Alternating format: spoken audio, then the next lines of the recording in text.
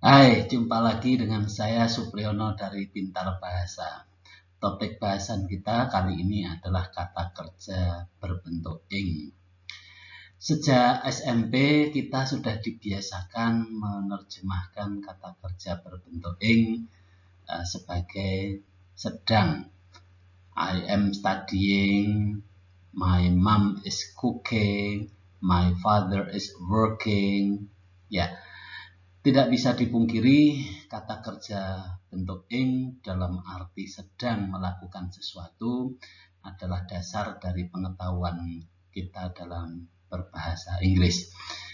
Namun demikian, sebenarnya kata kerja bentuk ing itu punya ragam arti dan tentunya ragam fungsi. Pertama, kata kerja berbentuk ing ini tetap bisa menjadi kata kerja. Ini yang kita pahami dari dulu, artinya sedang melakukan sesuatu. Nah, lebih lanjut, kata kerja ing juga bisa menjadi kata benda. Karena setelah ditambah ing, kata kerja tersebut punya arti yang berawalan pe. Misalkan testing, pengujian, ya, writing, penulisan, ya, dan seterusnya. Atau kalau tidak berawalan pe dan berakhiran an, kadang juga bisa berawalan ke dan bisa berakhiran an, ya. Jadi kata caring itu menjadi kepedulian. Ketiga, kata kerja bentuk ing ini seolah-olah masih seperti kata kerja. Tetapi secara fungsi, dia adalah kata benda. Kenapa? Karena menduduki fungsi subjek, objek, atau komplement dalam sebuah kalimat. Jadi ketika saya mengatakan swimming is good, maka kata swimming dilihat artinya tetap kata kerja, berenang. Tetapi dilihat fungsinya, karena sebagai subjek, maka swimming artinya adalah fungsinya adalah subjek. Kalau subjek berarti mesti kata benda. Ya, kata benda dari kata kerja disebut juga gerund. Keempat, ini yang sudah mulai lebih rumit, kata kerja berbentuk ing itu juga bisa berfungsi sebagai kata sifat. Kata sifat adalah kata yang melekat atau menjelaskan kata benda. Karena menjelaskan kata benda, maka punya ciri yang spesifik, yaitu kata yang. Jadi ketika dalam kata sifat asli itu misalkan a big house, sebuah rumah yang besar, a beautiful girl, gadis yang cantik, a cute boy, anak laki-laki yang menggemaskan. Nah, kata yang itu adalah ciri kata sifat yang besar, yang cantik, yang menggemaskan. Tetapi kata sifat itu juga bisa berasal dari kata kerja. Nah, syaratnya adalah berubah bentuk menjadi ing. Salah satunya. Jadi ketika ada kalimat the shining stars, maka kita akan menganggap shining adalah kata sifat. Karena menjelaskan kata stars, bintang yang bersinar. The smiling face, wajah yang penuh senyum, yang penuh yang, nah itu ciri kata sifat. Kelima, yang mungkin jarang kita kenali, kata kerja bentuk ing itu juga bisa berfungsi sebagai kata keterangan. Kalau kata keterangan itu otomatis menjelaskan kata kerja. Nah, biasanya punya arti secara, kalau keterangan cara. Ketika, kalau menjelaskan atau berfungsi sebagai keterangan waktu. Ya. Jadi dalam contoh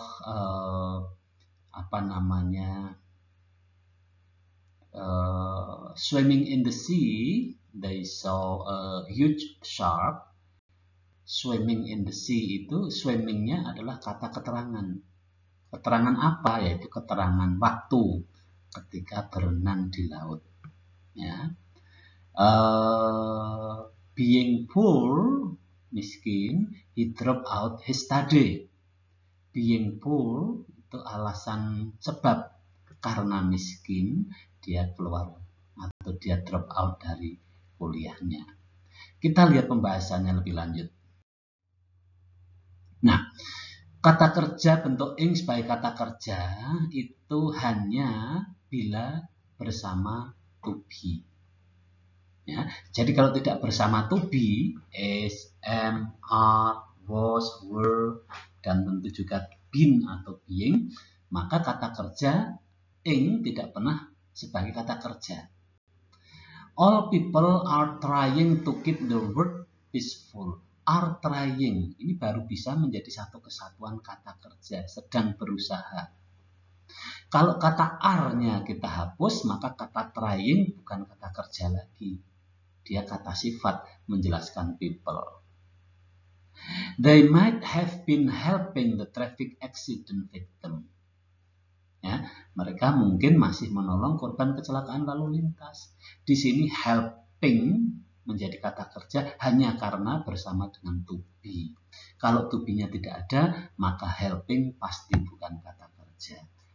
Ya, oke. Kata-kata jenis ini berarti sedang berlangsung. Ya, have been helping memang ya kalau secara tata bahasa sudah dan sedang membantu. Nanti diperhalus menjadi masih membantu atau masih menolong. Atau sejak tadi. Tapi intinya kata kerja bentuk ing hanya berfungsi sebagai kata kerja, berarti predikat hanya ketika bersama to be. Selainnya itu nanti bisa menjadi kata-kata yang lain. Kata apa saja? Sebagai kata benda. Kata kerja bentuk ing bisa berfungsi sebagai kata benda. Ya, nah kata benda menjadi kata benda ini karena dua sebab. Satu, karena telah berubah arti dari kata kerja menjadi kata benda. Dengan ciri ada awalan pe, ada akhiran an, misalkan. Tapi kadang-kadang dia menjadi kata benda karena kedudukannya. Bukan karena artinya. Dilihat artinya masih kata kerja, tapi dilihat fungsinya atau kedudukannya dia kata benda. Sebagai contoh, swimming can make our body healthy. Swimming terdengar masih seperti kata kerja, berenang. Tetapi secara fungsi dia mesti kata benda karena menduduki peran subjek. Subjek nggak mungkin kata selain kata benda. Nah, yang berikut ini berubah total menjadi kata benda. The testing continues for hours. Pengujian. Nah, ini dilihat artinya sudah pasti kata benda karena ada awalan pe, ada akhiran an. Dilihat fungsinya juga kata benda karena menduduki peran subjek. The workers must stop the digging, penggalian. His interest is reading books of politics. Nah, reading di sini membaca. Kita jangan terkecoh ya dengan adanya to be di samping reading. Karena meskipun ini terlihat berdekatan atau jejer, tapi sebenarnya keduanya ini saling asing. Jadi ini tidak bisa dimaknai is reading. Karena is ini berdiri sendiri. His interest, minatnya, is adalah. Nah, adalah membaca buku. Di sini kedudukan read adalah komplement. Their job is teaching. Sama dengan nomor 4. Ya. My brother is interested in studying mathematics. She dreams of being a film star. Ya. Mungkin Anda bertanya, ini dari mana asal usulnya being? Ya, be dari kata to be a film star. Be-nya berubah menjadi being. Nah, ternyata kata kerja bentuk ing juga menjadi kata keadaan atau kata sifat. Mungkin mudahnya. Ya, sebagai kata sifat, kata kerja ing selalu menjelaskan kata benda. Ciri utama kata sifat adalah kata yang. Everybody must obey the existing regulation. Exist kata kerja, tapi ditambah ing menjadi kata sifat yang ada. Peraturan yang ada atau peraturan yang berlaku. We cannot predict the upcoming events. Upcome itu akan datang, tapi upcoming menjadi yang akan datang. Menjadi kata sifat menjelaskan event. Ya, kita tidak bisa memprediksi peristiwa-peristiwa yang akan terjadi. Nah, he was known as the smiling general. Dia dikenal sebagai jenderal yang murah senyum. Ya. Oke, lanjut. Kata kerja bentuk ing juga bisa sebagai kata keterangan. Nah, ada beberapa macam kata keterangan. Keterangan waktu, keterangan sebab, keterangan tujuan, keterangan tempat, dan sebagainya. Nah, kita harus waspada apakah kata keterangan yang kita pakai ini menerangkan tempat, waktu, cara, atau yang lainnya. Swimming in the sea, we saw a huge fish. Ketika berenang di laut. Jadi ini keterangan waktu.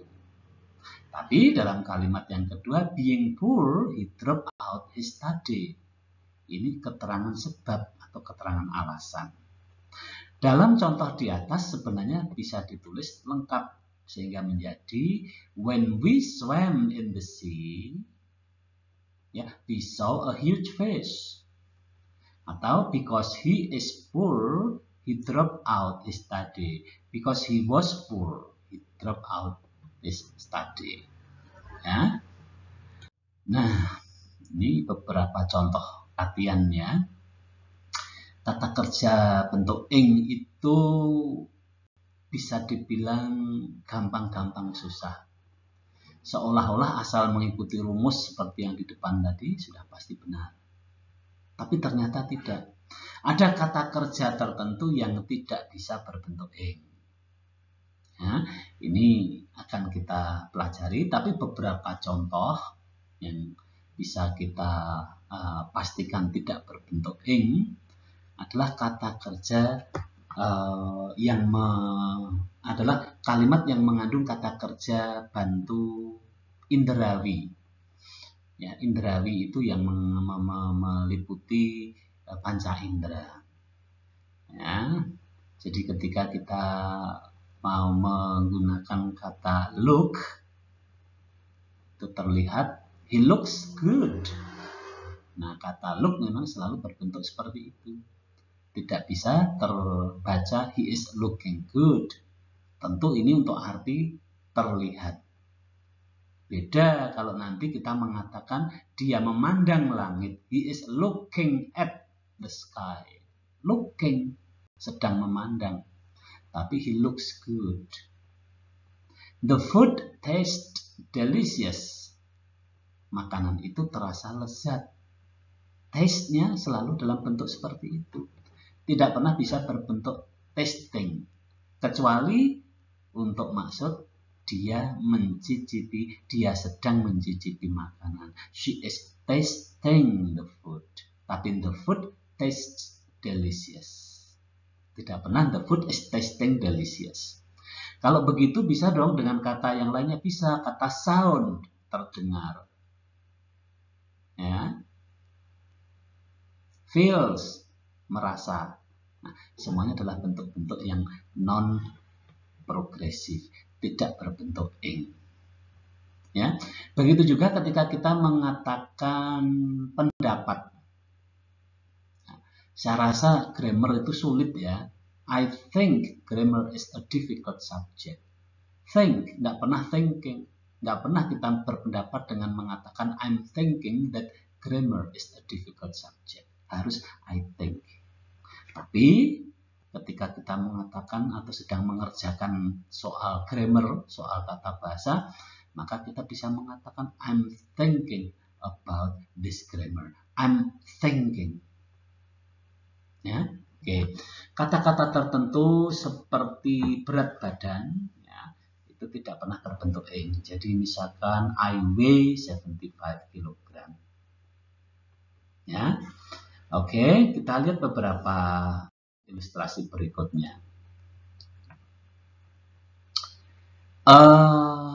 Ada semacam pedoman umum, ya, mungkin tidak bisa dibilang baku atau pasti, tetapi bisa membantu kita membedakan kapan menggunakan kata kerja bentuk ing dan kapan menggunakan kata kerja bukan bentuk ing.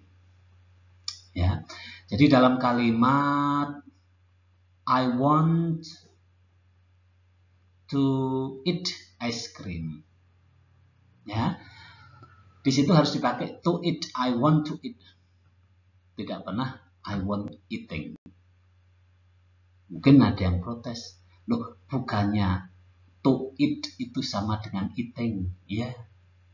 Itulah sebabnya kenapa kita bisa bilang swimming is good atau to swim is good.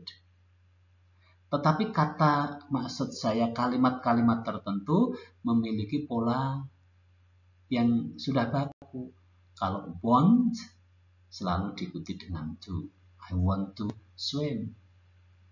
Ya. Nah, demikian pula kata-kata mind. Kata mind, berkeberatan, selalu diikuti kata kerja bentuk ing. Would you mind helping me? Tidak pernah would you mind to help me. Nah, yang seperti ini harus dihafal. Kata want selalu dengan to, kata mind selalu dengan kata kerja ing. Nah, kata kerja seperti like, misal like to, I like to play tennis when I'm free, atau I like playing tennis. Sedikit berbeda arti. To play, like to play, itu artinya senang bermain di saat-saat tertentu. Tapi kalau like playing, itu memang nggak kenal waktu. Makanya kalau kita mengenal I like fishing, saya suka mancing. Nggak pagi, nggak siang, nggak sore, nggak malam, nggak terang, nggak gelap, nggak hujan, nggak panas, mancing. Pokoknya mancing gitu. Tapi ada orang tertentu yang mengatakan I like to fish on weekends. Nah, itu baru maksudnya hanya di hari tertentu. Selanjutnya, masih di sini, kata kerja berbentuk ing biasa dipakai untuk menyatakan satu kondisi yang sudah berlalu. Jadi misalkan ketika saya mau mengatakan saya lupa membawa buku. I forgot bringing. Harus bringing, bukan to bring. Karena implikasi kelalaian saya sudah terjadi. I forgot bringing my book. Ya, kita juga bisa membuat kalimat misalkan regret, menyesal. Ya, saya menyesal dulu tidak kuliah. I regretted not going to university.